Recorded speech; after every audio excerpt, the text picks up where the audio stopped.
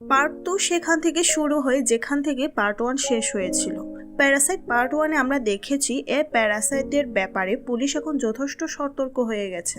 এর কয়েক মাস পরের দৃশ্যে আমরা দেখতে পাই যে পুলিশেরা খুঁজে খুঁজে প্যারাসাইটদের মেরে ফেলছে, আর এই কাজে তাদের সাহায্য করছে একজন সিরিয়াল কিলার। এই সিরিয়াল কিলারের অপরাধ হলো সে মেয়েদেরকে কিডন্যাপ করত এবং তাদের নির্মমভাবে হত্যা করত। একজন সিরিয়াল কিলার যে পুলিশের নজরে একজন অপরাধী হওয়ার সত্ত্বেও তাদেরকে হেল্প করছে, কেননা তার মধ্যে স্পেশাল পাওয়ার ছিল যার মাধ্যমে সে বুঝতে পারত যে তার সামনে থাকা লোকটির মাঝে প্যারাসাইট আছে কি নেই। এখন ওই সিরিয়াল কিলারের সামনে অন্যান্য মানুষের সাথে শিনজিকেও নিয়ে আসা হয়েছে। প্রথম ওই সিরিয়াল কিলার শিনজিকে দেখে কিছুক্ষণ ভাবে, এরপর সে জানায় যে তার মধ্যে কোনো প্যারাসাইট নেই, অর্থাৎ সে এখানে মিথ্যে বলে। মুভির পার্ট 1-এ শিনজি বলেছিল যে সে সকল প্যারাসাইটদের মেরে ফেলবে, আর সে এখন তাই করছিল। সে এখন খুঁজে খুঁজে প্যারাসাইটদের হত্যা করছিল। আর এখানে আমরা সেই গোয়েন্দারকে দেখতে পাই যে পার্ট 1-এ শিনজির উপর নজর রেখেছিল। সে এখনো শিনজির উপর নজর রেখেই চলেছে। পুলিশেরাও তাদের কার্যক্রম চালাচ্ছিল এবং শিনজিও তার নিজের কার্যক্রম চালাচ্ছিল।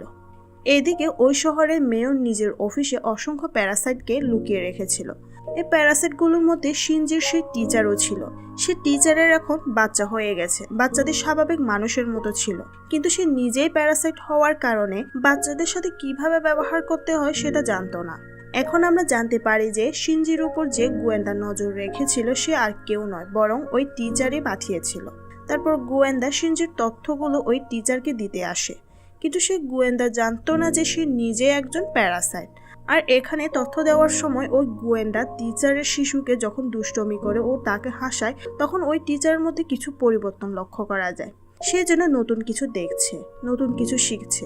এইদিকে গোয়েন্দারেরও এক মেয়ে ছিল যাকে সে প্রচন্ড ভালোবাসতো, কিন্তু পরের দিন এসে শিনজির পিছু করার সময় শিনজি টের পেয়ে যায় এবং হাতে নাতে তাকে ধরে ফেলে। শিনজি যখন জানতে পারে যে ওই টিচারই তার পেছনে গোয়েন্দা লাগিয়েছে, তখন সে গোয়েন্দারকে জানিয়ে দেয় যে ওই টিচার নিজেও একজন প্যারাসাইট, কিন্তু গোয়েন্দা কোনোভাবে বিশ্বাস করতে পারছিল না। এখানে গোয়েন্দারকে বিশ্বাস করানোর জন্য শিনজি ওই টিচারের সাথে দেখা করতে সেখানে গোয়েন্দা এবং শিনজির একটি অডিও ডিভাইসের কারণে কানেক্ট ছিল। এর মাধ্যমে তাদের দুজনের মধ্যে কথাবার্তা ওই গোয়েন্দা শুনতে পাচ্ছিল। এখানে শিনজি টিচারকে জিজ্ঞেস করে যে সে কেন তার পিছনে গোয়েন্দা লাগিয়েছে। টিচার উত্তর দেয় যে কারণ শিনজি প্যারাসাইটদের মারছিল, এই কারণেই তার উপর নজর রাখা হয়েছে।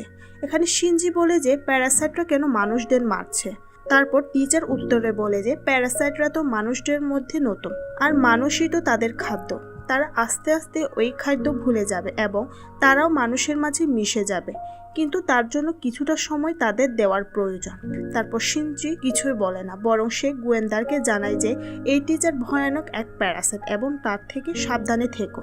আর এইসব কিছু জেনে গোয়েন্দা ভয় পেয়ে যায়। সে এই ব্যাপারে আরো কিছু তথ্য কালেক্ট করতে যাচ্ছিল, কারণ সে জানতো যে ওই টিচার মেয়রের সাথে কানেক্টেড। এই কারণে সে মেয়রের বাসায় যায় এবং ইন্টারভিউ নেওয়ার নাম করে তার অফিসে একটি ডিভাইস রেখে যায়, যাতে করে সে জানতে পারে যে মেয়র প্যারাসাইটদের সাথে কানেক্টেড কিনা। কিন্তু মেয়র এখানে টের পেয়ে যায় ওই অডিও ডিভাইসের ব্যাপারে। সে বুঝতে পারে যে এই গোয়েন্দা তার জন্য ক্ষতিকর হয়ে গিয়েছে, তাই ওই গোয়েন্দাকে মারার জন্য সে একটা প্যারাসাইট পাঠায় এবং শিনজিকে মারার জন্য সবচেয়ে শক্তিশালী প্যারাসাইটটিকে পাঠায়। মেয়রের পাঠানো প্যারাসাইটটি যখন ওই গোয়েন্দারকে মারতে আসে তখন সে বাড়িতে ছিল না। সে তার মেয়ের জন্য একটা উপহার কিনতে গিয়েছিল। সে যখন বাড়িতে ফিরে এসে দেখে যে প্যারাসাইটটি তাকে না পেয়ে তার মেয়েকে হত্যা করে রেখে গিয়েছে, এবং তার মেয়ের এমন মৃত্যুতে সে অনেক ভেঙে পড়ে এবং সিদ্ধান্ত নেয় যে সে প্রতিশোধ নেবে। এদিকে শিনজিকে মারার জন্য পাঠানো হয়েছিল 5টি প্যারাসাইট যুক্ত একজন মানুষকে, যে অনেক শক্তিশালী ছিল। মিকি এবং শিনজি এই ব্যাপারে টের পেয়ে যায় এবং তারা জঙ্গলের দিকে পালিয়ে যায়, কিন্তু সেখানে গিয়েও তারা রেহাই পায় না। এখানেও সে প্যারাসাইটটি তাদের উপর হামলা করে। মিকি এবং শিনজি কোনো মতো ওই প্যারাসাইটের মাথা কেটে দেয়, কিন্তু মিকি এখানে জানে যে এই প্যারাসাইটের মাথার কাটার পরও তার কিছুই হবে না, কারণ এই মানুষটির মধ্যে 5টা প্যারাসাইট রয়েছে। তাই মিকি এবং শিনজি ওই মানুষটির মধ্যে থাকা সবগুলো প্যারাসাইটকে যখনই মারতে যায়, ঠিক তখনই কয়েকজন সাধারণ মানুষ চলে আসে এবং তাদের আসতে দেখে শিনজি এবং মিকি সেখান থেকে পালিয়ে যায় এবং তারা সেখান থেকে চলে যাওয়ার পর আমরা দেখতে পাই যে ওই লোকটির হাতের মধ্যে থাকা প্যারাসাইটটি তার মাথায় চলে আসে এবং নতুন মাথা তৈরি হয়ে যায় এবং তার আগের মাথায় যে প্যারাসাইটটি ছিল সেটি তার হাতে চলে আসে। এতে তার চেহারা বদলে যায়। এর মধ্যে ওই টিচার যখন জানতে পারে যে মেয়র তাকে না জানিয়ে শিনজি এবং গোয়েন্দাকে মারতে পাঠিয়েছে, তখন সে রেগে যায়। এখানে সে জানায় শিনজিকে মারলেও মিকিও মারা যাবে, আর মিকি তাদেরই একজন প্যারাসাইট। কিন্তু আসলে ব্যাপারটা ভিন্ন ছিল। ওই টিচারের মধ্যে মমতাবোধ চলে এসেছিল। তার বাচ্চা হওয়ার পর থেকে তার মধ্যে মানুষের জন্য ভালোবাসা জন্মেছিল। আর সে যখন জানতে পেরে গিয়েছিল যে গোয়েন্দারকে মারতে গিয়ে গোয়েন্দার মেয়েকে মেরেছে, তখন তার খুবই খারাপ লাগে, কেননা সেও একজন মা। আর তার মধ্যে মানুষের জন্য যে মমতাবোধ জাগ্রত হয়েছে সেটা মেয়রের বুঝতে বাকি রইল না। তাই সে ওই রাতেই টিচারকে মারার জন্য 3 জন প্যারাসাইট পাঠায়। কিন্তু ওই টিচার বুঝে ফেলে যে তাকে মারার জন্য 3 জন প্যারাসাইট আসছে, আর এই কারণে সে তার সন্তান থেকে দূরে একটা জায়গায় চলে যেতে চায়, যাতে ওই প্যারাসাইটগুলো তার সন্তানকে কোনো রকম ক্ষতি করতে না পারে। যখন ওই 3 জন তাকে মারতে আসে, ঠিক সেই মুহূর্তে তার শক্তি দিয়ে ওই 3 জনকে মেরে ফেলে। আর তাদেরকে মেরে যখন সে উপরে নিজের ফ্ল্যাটে আসে, তখন দেখে যে তার সন্তান সেখানে নেই। এখানে একটা চিরকুট পায় যেখানে লেখা ছিল যে সন্তানকে বাঁচাতে চাইলে ব্রিজের উপর আমার সাথে দেখা করো। আসলে বাচ্চাটিকে সে গোয়েন্দায় কিডন্যাপ করেছিল। সে ভেবেছে যে তার মেয়ের মারা যাওয়ার পিছনে একমাত্র ওই টিচারই দায়ী, তাই সে টিচারের কাছ থেকে তার সন্তানকে কেড়ে নিতে চাইছিল, আর এই কারণে সে বাচ্চাটিকে কিডন্যাপ করে নেয়।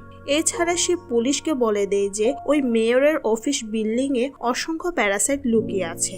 ফলে পুলিশ ওই অফিসে রেড করে।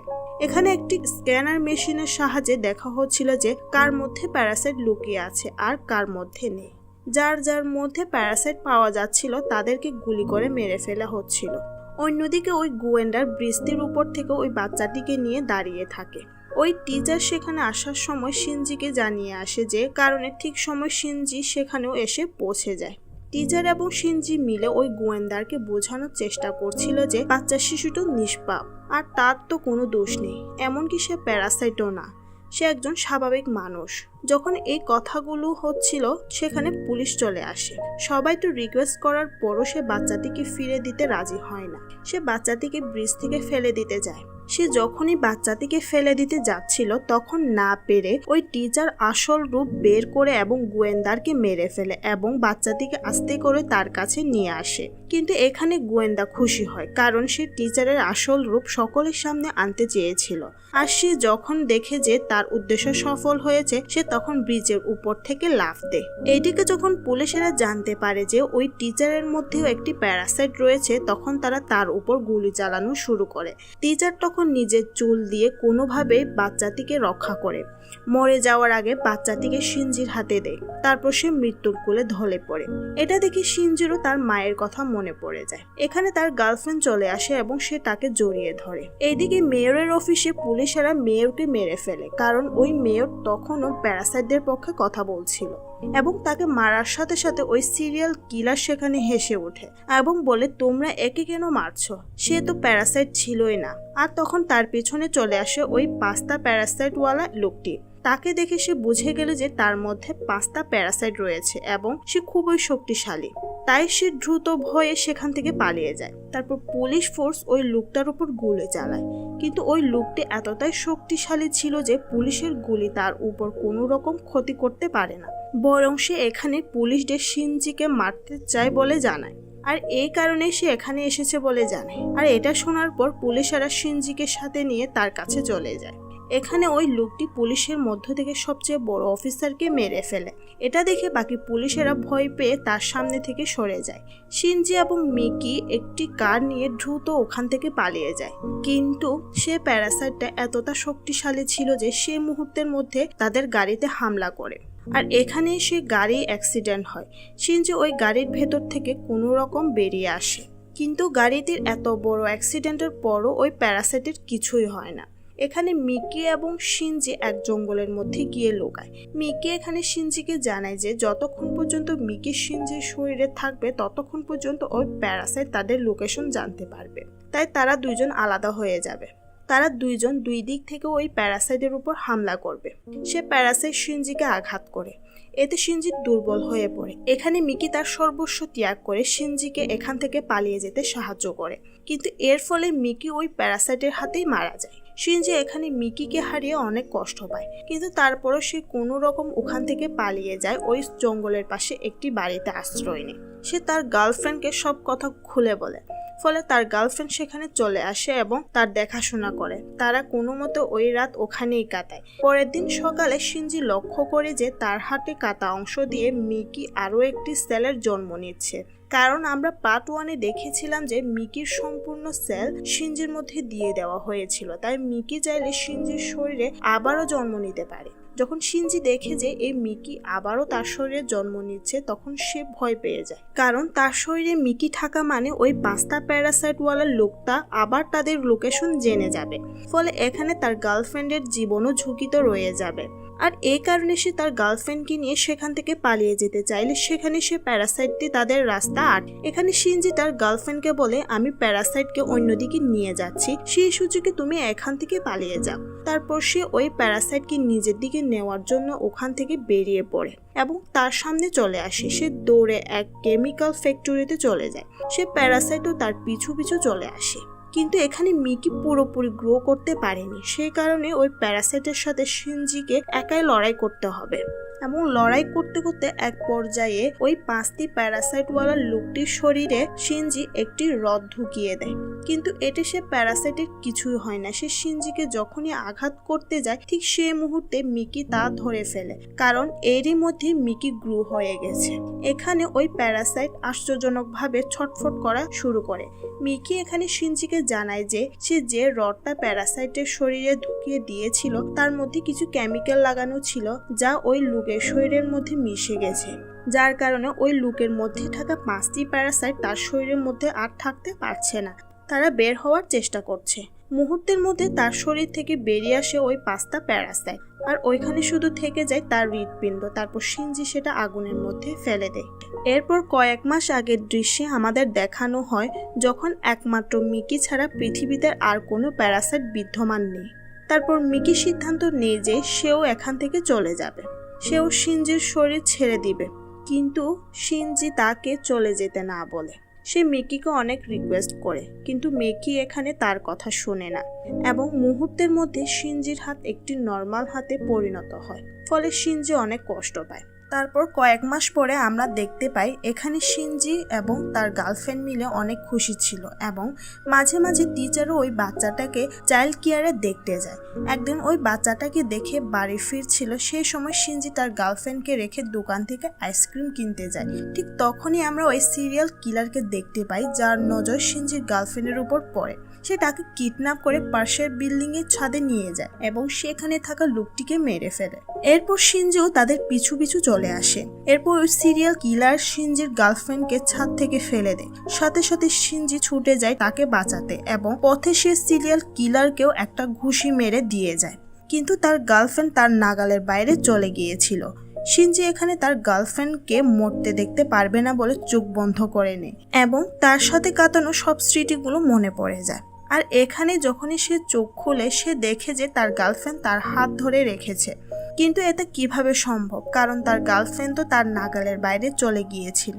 তখন সে বুঝতে পারে যে মিকি এখন তার শরীরেই আছে, সে তাকে ছেড়ে যায়নি। আর এখানেই মিকি তাকে সাহায্য করেছে এবং তার গার্লফ্রেন্ডকে বাঁচিয়েছে। আর এই হ্যাপি এন্ডিং এর সাথে এই মুভি এখানেই শেষ হয়ে যায়। এই মুভিটির পার্ট 1-এর এক্সপ্লেনেশন আমি আগের ভিডিওতে দিয়ে দিয়েছি, চাইলে আপনারা দেখে আসতে পারেন। আর এই ভিডিওটি যদি ভালো লেগে থাকে তাহলে অবশ্যই একটি লাইক এবং কমেন্ট করে যাবেন। আর এই চ্যানেলে যদি নতুন হয়ে থাকেন তাহলে চ্যানেলটি অবশ্যই সাবস্ক্রাইব করে যাবেন। ধন্যবাদ সবাইকে।